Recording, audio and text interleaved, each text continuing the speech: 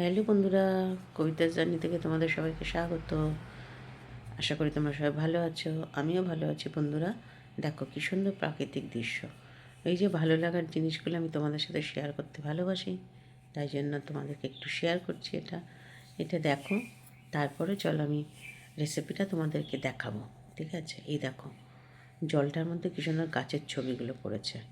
এইটা বলো তো কী পাখি জলের মধ্যে ঘুরছে? বন্ধুরা ভালো করে দেখো, আমাকে কিন্তু কমেন্ট বক্সে লিখে জানাবে এটা কি পাখি। ঠিক আছে, তো চলো আমি এবার তোমাদেরকে দেখাই যে কিভাবে আমি এই ট্যাংরা মাছটা রান্না করেছি। দেখো, এটা একটা লোহার কড়াই। ঠিক আছে, যে ট্যাংরা মাছগুলো ভাজা করছি আমি।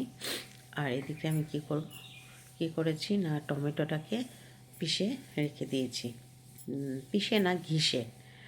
তো এই যে লঙ্কা বাটা, আমি একটু বেশি করে লঙ্কা 3-4 দিনের মতন বেটে রেখে দিই, সুবিধা হয় রান্না করতে। আচ্ছা, এবার চলো কীভাবে করছি সেইটা আমি তোমাদেরকে দেখাই। এই যে মাছ ভাজা হয়ে গেছে, খুব বেশি কড়াও না, খুব বেশি কম ভাজাও না, তবে একটু কম ভাজা হলে ভালো লাগবে এই রেসিপিটার জন্য।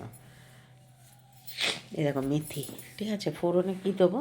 মেথি আর কারি পাতা। অবাক হচ্ছে না বন্ধুরা, মেথি আর কারি পাতা দিয়ে মাছ?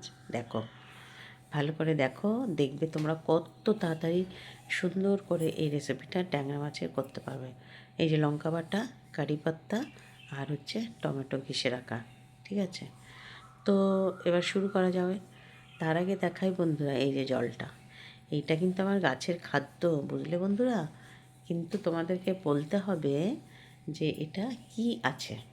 ঠিক আছে, এটা দেখে তোমাদের কিন্তু কমেন্ট বক্সে অবশ্যই জানাতে হবে আমার গাছেদেরকেও আমি কি খাবারটা দিচ্ছি। ঠিক আছে বন্ধুরা, আচ্ছা এবার চলো শুরু করি। এ দেখো তেলটা রয়েছে এর মধ্যে। আমি তেলটা গরম যখন ছিল গ্যাসটা অফ করে না মেথিগুলো দিয়ে দিয়েছি, তাহলে মেথিগুলো পুড়বে না, গন্ধটাও সুন্দর বেরোবে। এবার দিয়ে দেবো কারি পাতা। ঠিক আছে, ব্যাস ফোড়নের জিনিস দেওয়া হয়ে গেল, মেথি আর কারি পাতা। এবার দেখো বন্ধুরা কী করছি, এই যে টমেটোটা ঘিষে রেখেছিলাম, এবার এই টমেটোটাকে এর মধ্যে তেলটা গরম হলে পরে, গরম তো আগে ছিল তাও মাঝে অফ করে রেখেছি, এটা একটা লোহার কড়াই, তো এই গল্পটাও বলবো লোহার কড়াইটা। তো দেখো বন্ধুরা টমেটোটা দিয়ে দিয়েছি, এবার আস্তে আস্তে পুরো টমেটোটাই এর মধ্যে দিয়ে দেবো। তো আমি এটার মধ্যেই টমেটোটা যেহেতু ঘিষে রেখেছি, আলাদা বাটিটা নিয়ে নিই। দেখতেই পাচ্ছ বন্ধুরা এক হাতে ক্যামেরা ধরে, আর এটাকে দিতে খুবই অসুবিধা হচ্ছে। ঠিক আছে চলো তাও করে নিলাম, আমার বন্ধুদেরকে দেখাবার জন্য এটুকু তো আমি অসুবিধা করতেই পারি। আচ্ছা দিয়ে দিয়েছি সবটা এই টমেটো। তারপরে এবার দেবো নুন। দেখতেই পাচ্ছ নুনটা দিলাম।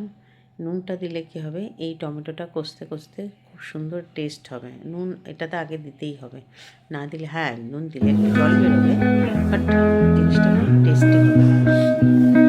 তাহলে এবার দেবো লঙ্কা বাটা। আছে লঙ্কা বাটাটাই শুধু বাকি রইল, এটাকে এখনও আমরা নিয়ে এই এবার তুলে নেব।